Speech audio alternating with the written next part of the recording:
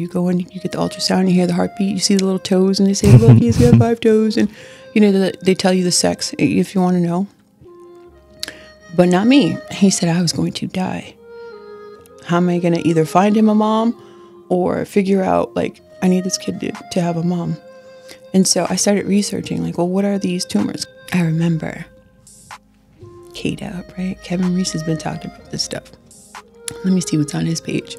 I don't believe that I'm the only person who's watching him, you know, and whose life he saved. Like, I don't really think that he knows the impact. When my son graduates from whatever school he decides to go to, I'm going to send Kevin the picture or whatever. Yeah, a copy of the degree. Like, this would not have been possible without you. So back in 2013, there was a pregnant woman that was told that she had 3 months to live and that she was going to bleed out during childbirth. She ended up finding me because she was, I don't know, maybe an hour away from me, and she hired me. She took my protocols and everything worked out. She survived. Her baby was born no problem. And that kid is now almost 11 years old. The thing is she was very camera shy and very private. And she never gave me a testimonial back then. Fast forward to 2016, she sent me a text message one day out of the clear blue with the scans from her doctor's appointments and everything. And she spoke to me through the video, and afterwards I said, can I use this? She said yes. And I ended up just splicing together a video, and that became one of my biggest testimonials that I've ever had. See the baby? He's in there, right? And then they start to get a different view. And can you see the tumor? This is the tumor. And this is the birth canal. Still to this day, anytime we put it out, it goes viral and whatnot. But there are people underneath that say, this isn't real, blah, blah, blah, you know. Well, fast forward to 2023, there's a documentary being made about me, and I thought Kim would be a great person to get on camera. But she was very nervous to get on camera. So fast forward just a week ago, here in February 2024, I get a random voice message from Kim, just out of the clear blue. And she says, I'll just play it for you. Hi, Kevin. It is Kim. Kimberly Wiggins, the woman whose life you saved with her baby. I've been practicing and building up my confidence. So if you want to interview me, or if you want somebody else to interview me, or however, I can do it, because I really, really, really want to do it. Yeah. So I said, come on in. We got studios now. The next day, she drives in about an hour, and I say, you know, I think it would be more relaxing for you if you just sit down in an interview environment.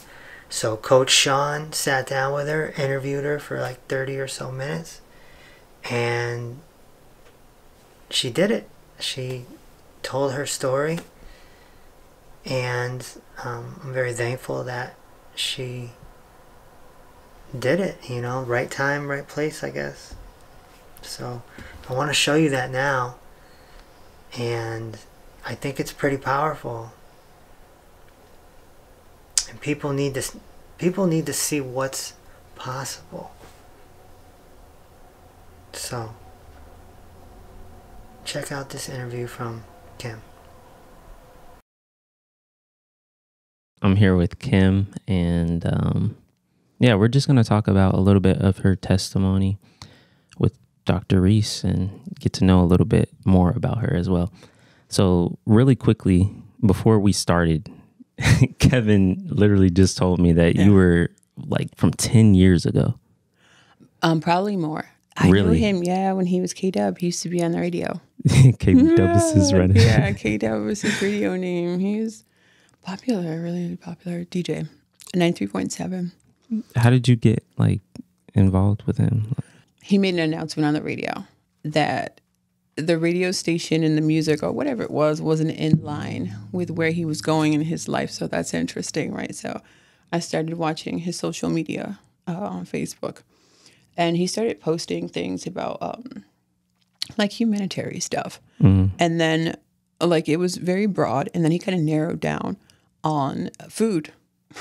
Yeah. Food and the effects of food and how that had a lot to do with companies' motivations and the way that people behave generally. And then he started to become more interested and more interested. So I watched him progress from K-Dub to Kevin Reese to Dr. Kevin Reese. Yeah. Yeah. Mm-hmm. He has a good like style with like how he speaks in his videos. Yeah. It's like drawing.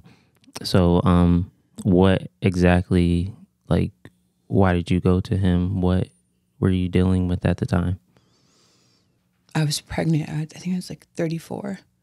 And I was pregnant. I had gotten pregnant with my son, Michael. He wasn't Michael then, but I was pregnant. And at about 5 months pregnant, I went to the doctor. They do like your ultrasound. Yeah. And when they did my ultrasound, they told me that I had, I want to say it was 3 tumors. One of them wasn't going to be an issue, but 2 of them were. Jeez. And I just want to make this clear too.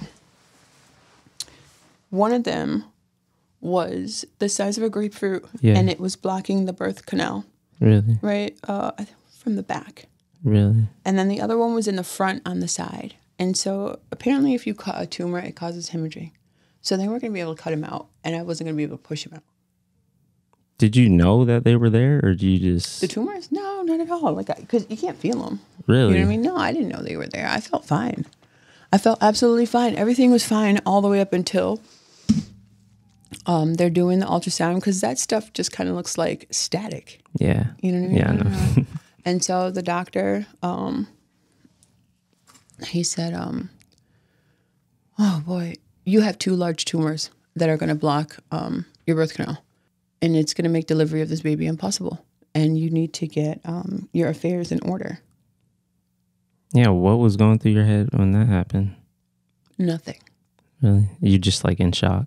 Yeah, you're just kind of blank, right? That's what do they call that? Radio silence? Yeah. Yeah, because did he just say I was going to die? Like, what does that mean? Yeah. Get my affairs in order. I don't even have any affairs. Like, I'm 34, but I don't have enough, like, Yeah. I'm not old enough to have affairs.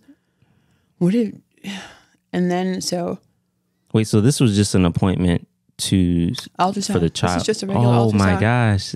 Yeah, I'm going in. I'm going to see him, right? Because every mom, you want to hear the heartbeat. You know, this is like pretty exciting thing, you know, that mothers look forward to. You go in, you get the ultrasound, you hear the heartbeat, you see the little toes, and they say, look, he's got 5 toes. And, you know, they tell you the sex if you want to know.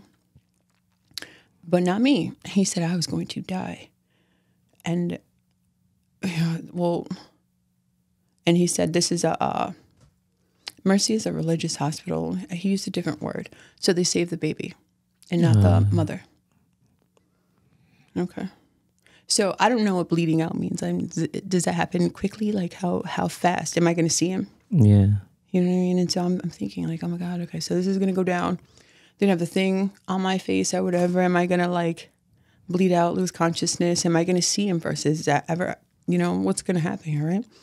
So, and the doctor, he just got up and left. It was like he was really angry about it. I don't even... Angry?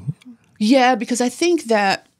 So at 34, I was going to give birth to him at 35, but at 34, they were supposed to take some precautions. And so probably they would have recommended that I get an abortion if they had given me an ultrasound sooner. Yeah. But at that point, it was too late to give me an abortion or anything. They couldn't do anything. I couldn't get him out without like, you know, I was going to die. Yeah. Die. So I drive home, right? And I don't know, it kind of puts life into a different perspective, right? So now what, right? So now I'm bringing this baby into the world, and they're not going to have a mom. And they're not going to have a mom, like, immediately. Yeah, Yeah, they're going to go to the room where they keep all the babies, and this particular baby is not going to have a mom, right? So I started doing research on these tumors. Like, what are they? And Yeah, why you can't went they get straight rid to of work. them? That's Why can't they get rid of? I don't want him to not have a mom. That's like the worst thing in the world. I love my son even now. But when I was pregnant with him, I was so happy I was pregnant. Oh my God, I was so happy I was pregnant. It was like the best pregnancy ever. This was the nicest little boy. The whole time I was pregnant, I just was so happy. I was so happy. Did you have like dreams of what? I just felt like when your moms know their children so well, it's like there's no separation when you're pregnant, and so he's just so easygoing. He kind of mellowed me out. Like, I was nervous to do the interview, but if I was pregnant with my son, I wouldn't have been. Yeah. You know what I mean? He just made things like, Lionel Richie has a song, I think it's called That's Why I'm Easy Like Sunday Morning. Like he has that vibe. Really? So, love, right? I don't want him to not have a mom. So what can I do? How am I going to either find him a mom or figure out, like, I need this kid to have a mom? And so I started researching, like, well, what are these tumors? Because they didn't really explain to me anything. He just said, you're going to die. Yeah, that's crazy. He didn't even say that. He just said, get your affairs in order. Nobody came in after to explain to me what that meant. I started searching online. And so these tumors, I believe, are formed from estrogen when you're pregnant. And as the baby grows, the tumors grow. So the more pregnant I became, the bigger they were going to get, right? And so that's why, there was no way around it. Because if they cut me from the back, right, my kidneys and my liver's back, they can't do that, right? And if they cut me from the front, I bleed to death and I can't push him out. So, and they're not going to take the risk or something of doing the surgery because I wasn't going to make it. Whatever. My body was going to continue to feed the tumor. Yeah. If they removed it, there was some issue. So these tumors, they're fed by estrogen, bad food, stress, just was like, it all amounted to like the food and my body's inability to process like toxins and waste in the way that it needed to, and stress. And just basically like not taking care of myself, not paying attention, not drinking water. Need water. Right? Yeah. Lemon water, things like that. Like very basic stuff, leafy greens. And so I remember K-Dub, right? Kevin Reese has been talking about this stuff. Let me see what's on his page. So I go on his page and he has a recipe on there. And so I look up the recipe and I make, I start following his page like every day. Like I'm watching, like he's doing lives. I'm like on him, and I'm watching his stuff and I go get it. And when I first tasted it, I was like, oh, this stuff is terrible. I know. But right, I drank it but I felt better, right? Because you can feel it like, it's like tingly. When you drink it, you feel tingly. And so it was good. It wasn't, it wasn't terrible. And so like a week goes by and he had a group that you could join where they supported you as well. Because a part of what I was going through was stress too. And like, what's more stressful than, I'm going to die. I think I had like 3 months. Yeah. Oh, that's the worst. You have like a time. Yeah. Oh my gosh. I gosh. have 3 months. And so I joined the support group and he gave me more tips on how to like eliminate it. So at this time, I don't tell him like, oh, I'm dying, because that sounds so, I don't know. It just sounds so sad. I didn't want to like, I don't know. I didn't talk to him about it, but I was doing what he said to do. Yeah. He had like a morning routine, a lunch routine, dinner routine. Like this is what you do. This is how you take care of yourself. And every day it was like more and more of what you do and how you take care of yourself. So I switched over to a different Hartford hospital. And because, the previous hospital was the hospital, whatever type of hospital it is where they don't save the mom. Hartford Hospital does everything they can to save both people. It's a teaching hospital. So I transferred over there. And when they did the ultrasound, there were no tumors. So this is probably about a month and a half later. No tumors. Right. So they sit me on the table. Right. And they do the regular, they put the lube on you and then they're doing the thing. And she's like, I don't see anything. And so she's like jamming me, and she's jamming hard. Yeah. It really shouldn't be that hard because at this point I'm like 6.5 or 7 months or something. And she's like really like digging. I remember her specifically digging into this side. She's like looking for it. Nothing. They even had me turn to my side to see, you know, what they could see. And then, so she's like, all right, we're going to try another way. So they get this thing and it's like, you know, we're going to try it from the inside. Right. So now I'm up in the sternums. Right. Mm-hmm. And they're trying it from the inside, jamming that thing. I was like, you know what I'm telling her? Like, that hurts. Like, you need to like relax. So she's like, I just really want to make sure we find it because I don't see what the ultrasound was saying. The records that they sent aren't matching what I'm seeing. So she leaves the room, right? She seems all upset and confused too. This is a conundrum now, right? Like, what is this? So she goes out, she gets somebody else, and now they're jamming me too, right? Really? So she's got a second opinion. She's got another jammer, then they're jabbing, and nothing. So I get dressed, they make another appointment, and I go home. They don't tell me anything conclusive, you know, nothing. I go back to the next appointment, and now they got the doctor, you know, like the big doctor or whatever, and he does the thing, you know, everything that she did. He was a lot more gentle, and he was like, "There's no tumors here." Wow. Yeah, there's no tumors, and so now I'm at the point where there's, you know, they start to schedule the delivery.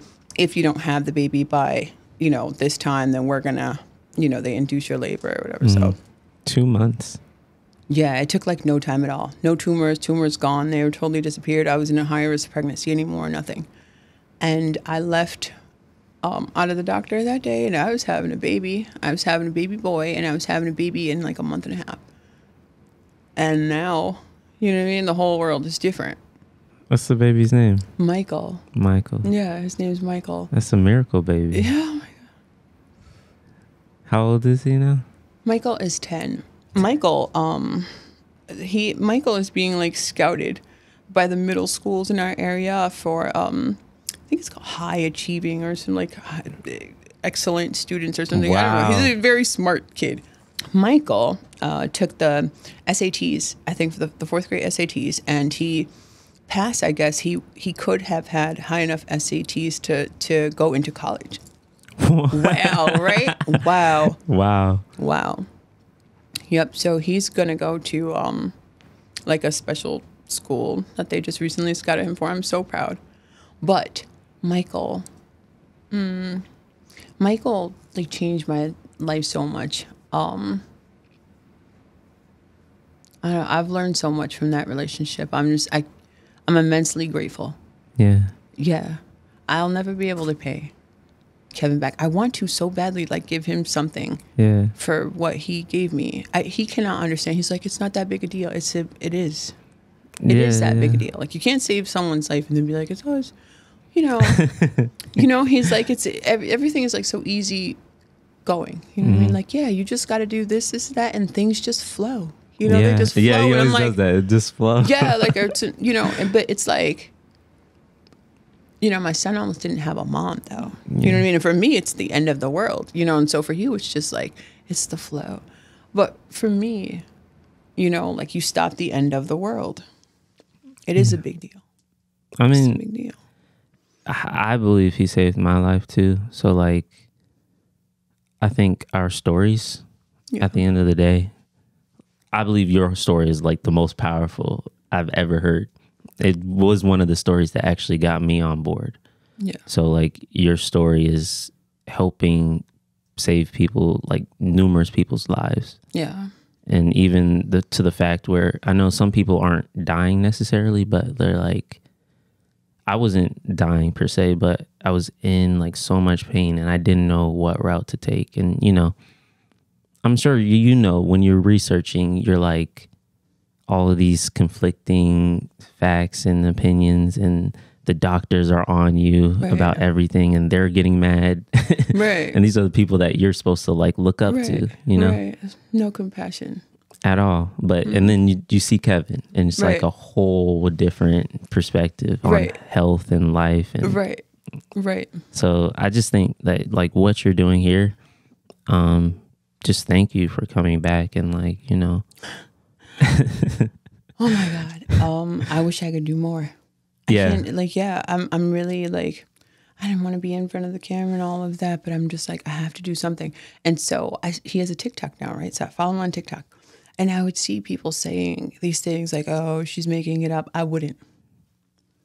I just wouldn't. I'm not that type of person. Like, I wouldn't waste the time to do it. But I'm a grateful person. Yeah. Mm-hmm. I do have a great relationship with my son. Yeah. A great relationship with my son. My son, because I was the age that I was when I had him, it allowed me to be the mother that I always wanted to be. I was able to be somebody that I never even imagined that I could be. And just like that, the doctor comes in the room and he's like, you need to get your affairs in order. In all of my dreams, you know what I mean? There are no opportunities, right? Because that's the end of opportunities.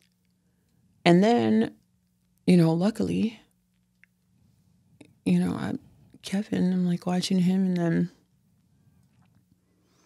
then, thank God. No, right? Thank God. Because, absolutely. For him, I guess it's like, well, this is my purpose, but it's like, thank God that your purpose is aligned with mine. Because had they not, son would have. Because here's the thing, right? I love my son so much that if I wouldn't have been here to have him, who would have loved him like me? Nobody can love a son or a child like their mother. He's so beautiful too. It's just the relationship that we have wouldn't have been possible. I really, really wanted to be his mom, and Kevin gave that back to me. He gave me. Do you want some tissues? No, not purpose. What's the word? Meaning? No. Possibilities. Opportunity. Yeah. Space to grow. You know what I mean? To develop, to transform. I'm so powerful now. Like, I'm the best mother ever. I'm telling you, whew. Oh, obviously, it's getting scouted. I developed so much into a woman because of being able to be a mom, and he just gave me the opportunity back, and it almost wasn't there. You know what I mean? To know that it almost didn't happen. It just almost didn't happen. That's all, and it just wouldn't have happened, and I would have been like, how many other people? Yeah.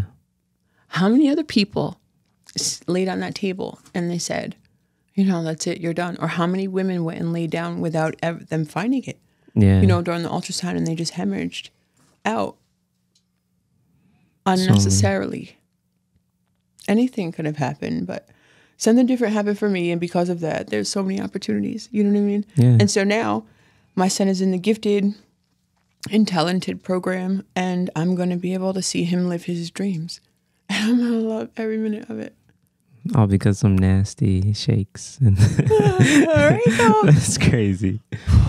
But it wasn't even just the nasty shakes, too, though. It was him. Like, I believed him. Yeah. You know what I mean? That's a lot of it. Like, yeah. Mm-hmm. I believed him. Because if I didn't believe him, I would have just kept scrolling. I don't know. It's just one of those things, like, thank God I did, because I took that risk. But desperation, too. You know what I mean? Like, I had the willingness of the desperate. Yeah. I mean, you were trying to save you and your son's life. To me, that's not even desperate. Like, doctors weren't giving you the answer that you wanted, and you had to search for that. And just like you were saying, what if you didn't search for it? Like, what if you just accept? Right. And so back then, I was one of I don't even know how many people live in America, but I was one of those ones that, like, what the doctor says is right. The doctor's word is absolute, and so all the way until my back was against the wall, and I was like, I have to find hope. There's got to be a way. Yeah. There's got to be a way. Why does it have to take that much? Like, right. Money, I guess. There's a lot of money in it. Yeah. I mean, so much. Does your son, does he know the story? Yeah. Absolutely. He knows the story. Tell him every night. Yeah. No. Well, because he got older, and then I'll say, we'll be like hiking or something, and I'll say, this almost didn't happen. I'm so grateful, and I want him to know too. Yeah. You know what I mean? I'm extremely grateful. I'm grateful for him. I love him so much. I'm excited by him. He's funny. He's witty. He's got this big curly hair. He's like, I don't know. Right now, he's really into his iPad and like he's kind of, growing into his own thing. And we're not like as like close as we used to be, but it's all healthy. And I'm able to watch him and see him. And I was like, well, it comes back around. You know how like I know that when me and my mom were like super, super, super close, and then like teenage years came. Yeah. But once like everything, this is just so like reassurance. You probably already know. He'll come back. He'll come back. But I'm still like, I don't know, just being able to have him and watch him and be a part of the whole thing and just, hear his jokes and, all this. I don't know, he's dope. He has, he talks about like philosophy and society and the community and his thoughts. Like he says things from perspectives that are fresh. These are fresh, new perspectives, from a young person. He really is an amazing human being. He really is. Like, I really like him. Yeah, I love him, but I like him too. You know what I mean? Because he's very interesting. Mm-hmm.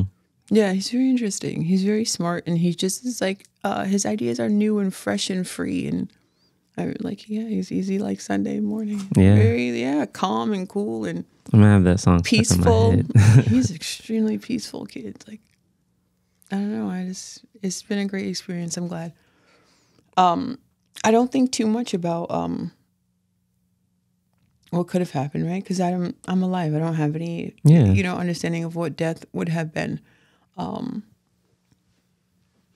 don't know.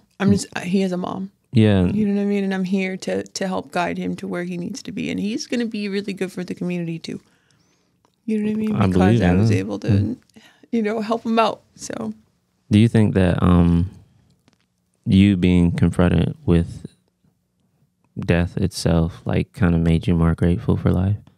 It does make me grateful for experiences that I have with people. Yeah. You know what I mean? So you want to have more experiences, right? And I want to be healthy. But what I did find out is that food is extremely addictive, and that like those type of long-term changes, they take like dedication, and you actually have to change your life. Mm-hmm. You know what I mean? And so I'm grateful for life, but with that, with the information that he gave me, like, I don't know, we talked about parasites. Oh, I was one of the worst, like, but because of that, I just like, so now I have anemia. I don't take what the doctors say. Well, I don't now, right? Mm-hmm. I don't have anemia now. When they told me that I did, I went and did something like a parasite cleanse. And so now they're like, well, we don't know why your numbers changed.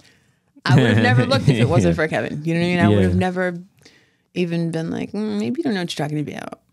Maybe you're not doing all the right tests that you should be. So I'm going to, do this and that, which is basically always goes back to like a cleanse, right? Yeah. A cleanse, living right, sleeping well, drinking enough water. Stuff that you're not taught right? at all. Right. You gotta like find, you have to dig for it. It's not even really a finding thing. It's and like, then they mix it in with all like this conspiracy, Yeah. Yeah, it's it. I've noticed that it's weird, or I don't want to say weird. It's just like if you eat well and you take care of your body, and that's important for you, it looks a lot different than what everybody else is eating and doing. Yeah. Yeah, it's tough. But there really isn't any catch. Like I did, he made these recommendations. Mm-hmm. I took the recommendations, and so now I'm alive. There's no catch. There's no conspiracy. There's no, like, it's not rocket science. It's extremely simple. Yeah, no, he says it's so very easy. Simple. It's so, what does he say? Oh, yeah, he says it's so easy, it's hard. Like, people are like, that's it? Like, that's all I have to do? I gotta, they're like, no, this is fake. It's like, there's only so much we can do. And he says it like that, but it will change you. You know what I mean? It will. Just like when he was on a radio station, he was like, this is not really in line with, who I see myself becoming or whatever. And it just is that's how it is. You know what I mean? When you start to, respect yourself. It's Absolutely. A struggle. Yeah. I've been struggling. I struggle with it. It's difficult. Like me and chocolate. You know what I mean? And I know. You know what I mean? I know better. So it's like, I struggle with even things as simple as water. Yeah. Or for me, it just all boils down to like self-respect You know, now that there's no like imminent danger, like if I don't do this, I'm going to die. Then it comes into, well, what quality of life do I want? Exactly. You know what I mean? How vibrant do I want to be? How upright do I want to stand? How, you know, much memory do I want to be able to recall? You know, because if I'm lethargic and, you know, anemic and I'm not sleeping well and, you know, I'm all dehydrated, you know, what kind of quality of life is that? Even later down the line, you're just sitting in bed all day. Like, they're like one of the doctors that conflict with Kevin, or like, you know, they just hate Kevin. One of his that comebacks. Makes me so sad. I know. It's because it's like stop trying to. If he listened to them, that, like, when you just said that actually hurt my heart. No, they I really do don't like to hear people saying, like, you know, shut up, you quack, or when they say like really negative things or whatever. And I'm just, you know, I'm sitting and I'm like, you know, with my fingers in my son's hair, and I'm listening to this person try to like destroy him, and I'm just glad that he just keeps going. You know what I mean? know. I can't be the only person. I don't believe that I'm the only person who's watching him, you know, and whose life he saved. Like, I don't really think that he knows the impact. When my son graduates from whatever school he decides to go to, I'm going to send Kevin the picture or whatever. A copy of the degree. Like, this would not have been possible without you. Yeah. Yeah, absolutely. Absolutely. 100%. Of course. What the hell's that doctor's problem? He's so much. I mean, like, no, like. Because the thing is, like, they're not healers. They treat sickness. That's what and they have the same conditions. They die from the same conditions they're treating their patients for. So it's like, how are you going to give me advice and we're going to be in the same boat anyways? Like, I don't want to be in your boat. I want to be on the yacht. I want to be on the, you know, the cruise. And what was one thing he said was, a comeback to whatever Kevin was saying. He was like, people are living longer than ever before. And I'm like the first thought that came to my head, I'm like, are people really living? Is sitting in your bed in your own urine sometimes on meds? Yeah, on meds. Lots is that of living? Meds. That's, oh wow, I want to live my life like that until I'm like, what, 80? And then that's living to them. Well, you'll be working. The point is to keep working, right? Oh yeah, they're bringing up the. I mean, my thought is like, Kevin is a healer, right? But so, okay, here's the two things, right? Yeah. Doctors, they treat sickness, so you have to stay sick for them to have business, right? But Kevin, he works in health and healing, but healing is lifelong. Yeah. You know what I mean? So you'll always be healing, and then it's infectious. You know what I mean? So I go around to other people and I'm like, oh, you know, and they see me and they're listening to what I'm saying, you know what I mean? And they're like, oh, that's different. And it plants like little seeds in their minds, which kind of takes business away from over here. I don't like that. Kevin's not going to run out of business. There's so many people who, it's just as simple. There's got to be like, I don't know, 1, 2, 3 basics, and they can't do it. And I think that a lot of it has to do with addiction as well. Like, they put stuff in the food to keep you eating that stuff. And then the doctors treat you. They do not cure you. Yeah. They treat you so they can have you live as long as possible and treat you for as long as possible. So I think every time doctors say something, you know, the opposite way. No, yeah. And like, I remember one time my grandpa was, you know, he had colon cancer and they gave him the amount of days he stayed there. And I remember going down to the cafeteria at the hospital, and a McDonald's was sitting in the hospital. We ate it. I mean, this is at the time where I didn't know any better, but I'm like looking back on that, I'm like, that doesn't make sense. It's like, we're supposed to be eating healthy. You have all these health recommendations, but all of these nurses and all of these doctors, as well as the patients, eat that McDonald's. Yeah. So like, yeah, that's where the last time I ate McDonald's, I think I was in North Carolina, starving, pulled over on the side of the road, and there was no like little mom and pop, like, you know, where they saute stuff, the onions and peppers. So we get McDonald's, and I bite the burger, and I'm so hungry, but I'm like, it tastes weird. I don't know what it is. You know what I'm saying? And then I'm just like, okay, gulp it down, whatever, just drink it, eat it. You know, drink some water. I got it with water too, just drink it. You know, and then I took another bite and I'm like, this is not what they're saying that it is. And then even if it was beef, like, how am I ever going to get this back out? I actually went in the bathroom and threw it up. I was like, yeah, I would rather be stuck, because what am I going to do with that? Yeah, What's that going to nothing. do to me? You know Yeah, what I mean? It's not exactly. really worth it. I don't know what I'm getting into here. You know what I mean? This is more than I'm bargaining for. Something's not right with this. I don't want to tell. The last time I had McDonald's, I actually went in the bathroom in the restaurant.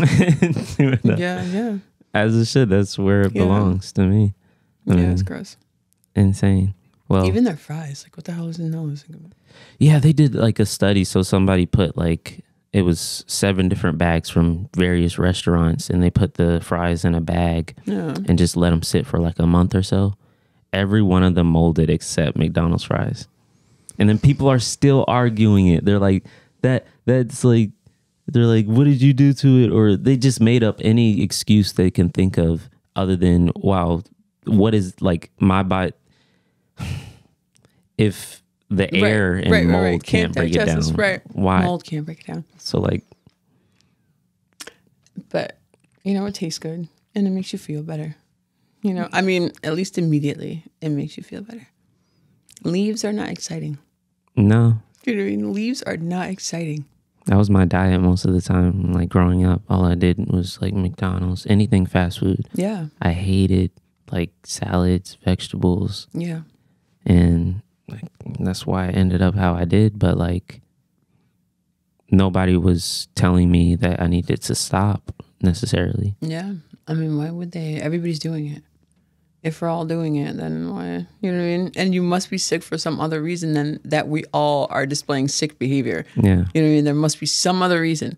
And it's a joke now. Even the itis or something like that, everybody just laughs about it, or it's like, I got indigestion. It's like, that's your body is literally telling you something is wrong. Yeah. It's tough. Well, it was a pleasure speaking with you. You too. And yeah, thank you. Yeah, go save some lives, guys. So, Dr. Reese, I remember Kim talking to me, and she just basically was telling me how when her son graduates, she's sending you the diploma because she basically claims that none of this would have happened without you. Yeah. Well, I'll gladly put the diploma on the wall. Yeah. Might as well. I'm already a fake doctor, so I might as well just keep adding, right? Yeah. No, I mean, it's cool. That's some powerful stuff, though. I suppose so. Yeah. No, just like, imagine you're becoming one of those health gurus, you know, by the time you're in your 70s, 80s, however long you're blessing us on this earth for, you're going to be up there with some of the greats, you know, just numerous testimonials, like an army of people backing you, saying that you helped them. Without you, this wouldn't have happened. Right. That's a heavy weight. It's a good type of weight. You know what I'm saying? Like, I don't think it has set in with you yet. And you. Nah. Okay. I don't know if set in is the right word, though. Yeah. I'm just.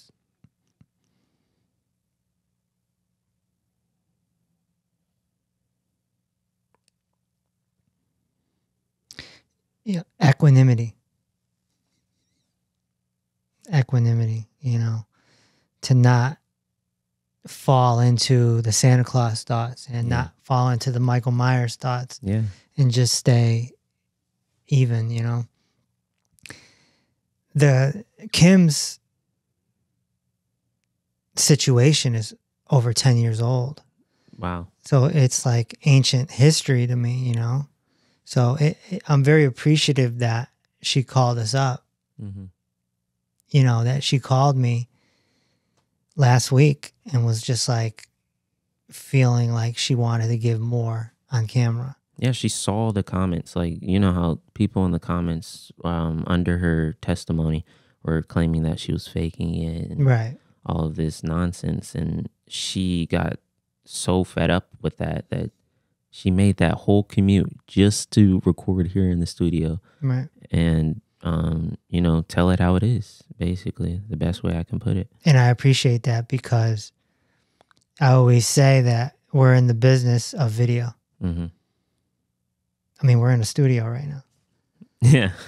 You know, people are shocked. They walk into headquarters and they're like, well, where's the clinic? Yeah. You know, it's video. We're Yeah. constantly pumping out video in order to reach the masses on social media. And so for me, the fruits of the labor are clients on video Mm-hmm.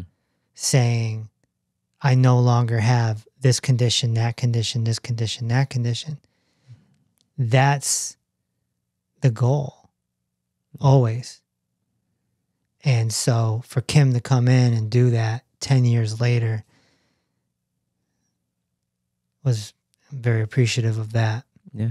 That's like gold, you know. I feel like this is the new age of practicing anything. I mean, it's not even a doctor's office per se anymore. It's like everything's virtual. Yeah. We can access the most people because we're virtual. We have reach to every corner of the earth. And with that, I think that's like where the power comes. It's like this little studio has so much power. It can impact the entire world. Yeah. Just these 2 chairs, these 2 mics, these 2 cameras, this light. Yeah. Yeah. So, yeah, that was the vision when I got all this. Is just, you know, the clinic Mm-hmm. is virtual. Yeah. Headquarters is studios, Yeah. you know? They walk in that front room. It's like clinic feel. Yeah. And then boom, studios. Studios. Computers everywhere. Computers, cameras, lights. Yeah. And a vocal booth so we Yeah. can make voiceovers and music and all that for the Sunlight Sunny project and franchise. So, you know. Yeah, I don't know, man. I just, yeah, and she even said it in the interview that, or one of you said it, I don't recall, that Kevin just said, you know, heel head to toe, and it just happened, you know. And it just flows. Yeah, because to me, the body is doing the work. Mm-hmm. The body is doing the work. The body knows how to heal. I'm just a guide. Yeah. You know, I'm taking people through a tour of like a historic city or something. Like, oh, welcome to the city. You know, Yeah. over here is the liver, and over here is the pancreas, and over there is the cervical spine. And I'm just a guide, and I'm just bringing people through. So, you know, I'm the only head to toe healer in the world, but that's, you know, we're actually not healers Yeah. per se. The body is the healer, or guide. divinity is the healer. The part that I enjoy the most out of Kim's story is how she found me, which is me retiring from radio. Yeah. And so to me, that's the divine story to me. Mm-hmm. Not that she had 3 months to live and my methods saved her life, because I'm so confident that, well, yeah, I'm just like, well, yeah, Yeah. you know, of course, why wouldn't it? Mm-hmm. That's how I feel about Mhm. it. So to me, the real amazement is in how she found me. Yeah. That's divinity to me. That's the synchronicities of it are crazy.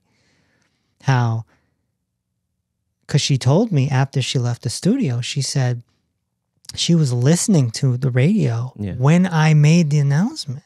Yeah. That's, This is November 2012.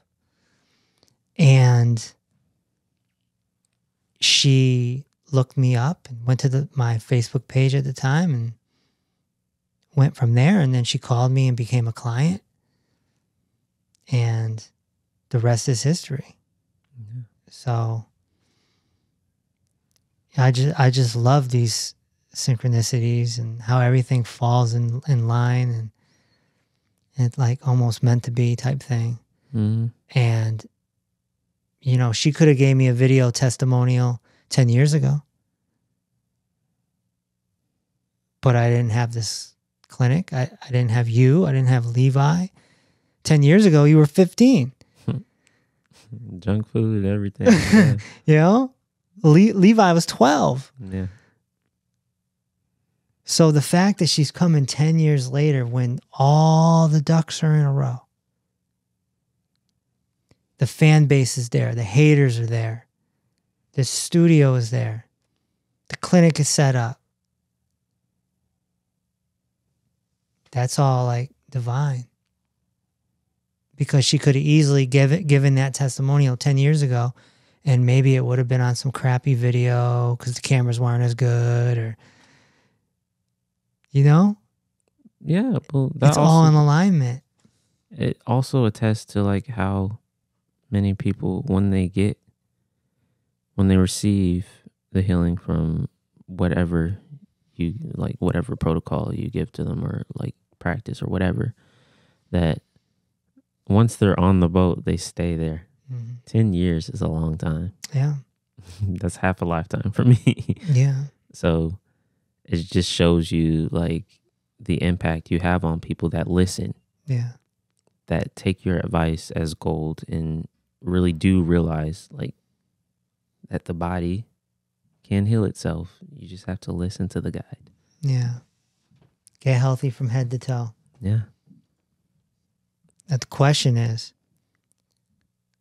will the haters still be hating 10 years? In 10 years? Of course. Where would we be without our haters? Huh? Started off local. Thanks to all the haters, I know G4 pilots on a first name basis. I believe that's a Drake line. Yeah.